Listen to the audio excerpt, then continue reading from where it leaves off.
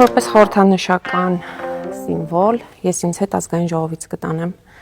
մեր դրոշը, որ մենք թողել էինք այստեղ, քանի որ ցավոք սրտի Արցախից մնաց միայն դրոշը մեզ։ Եվ ուզում եմ, որ այսուհետ Արցախը ու արցախցին շարունակեն մնալ մեր ուշադրության կենտրոնում, նրանց իրավունքները շարունակեն մնալ մեր ուշադրության կենտրոնում, եւ մենք կարողանանք իսկապես հասնել մի օր այն գեղեցիկ օրվան, որ պիտի վերադառնանք Արցախ։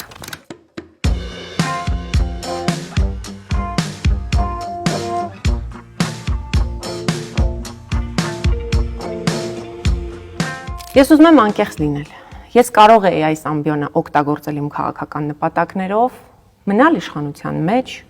շատ հեշտ ճանապարհով, կոմֆորտ վիճակում շարունակել իմ գործունեությունը։ Բայց ես ընտրեցի դժվար ճանապարհը։ Հիմա ես շատ կուզենամ, որ ցանկացած падգամավոր, ով կմոտենա այս ամբիոնին, ունենա այդ մեկ նպատակը՝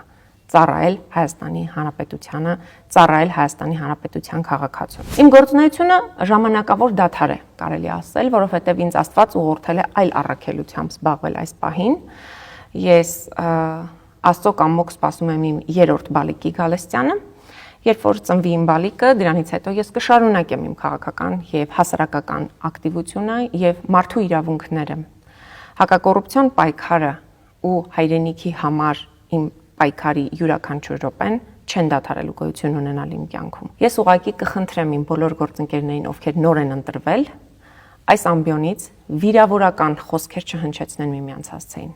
Այս ամբիոնը հարցեր լուծելու, հարցեր բարձրացնելու եւ քաղաքացիներին ծառայելու ամբիոն է, այլ ոչ թե առավոտ շուտ արթնանաք, փողկապը կապեք, գեղեցիկ հագնվեք, գաք այստեղ ու սկսեք իրար վիրավորել։ Դահլիճում պիտի տիրի հանրային համերաշխության մթնոլորտ եւ դահլիճում պիտի տիրի այն մթնոլորտը, որ քաղաքացին նայելուց զզվանք չապրի խորհրդանի նկատմամբ եւ հույսը չկորցնի, որ մեր երկրում հնարավոր է որևէ բան փոխել խորհրդանական երկրում։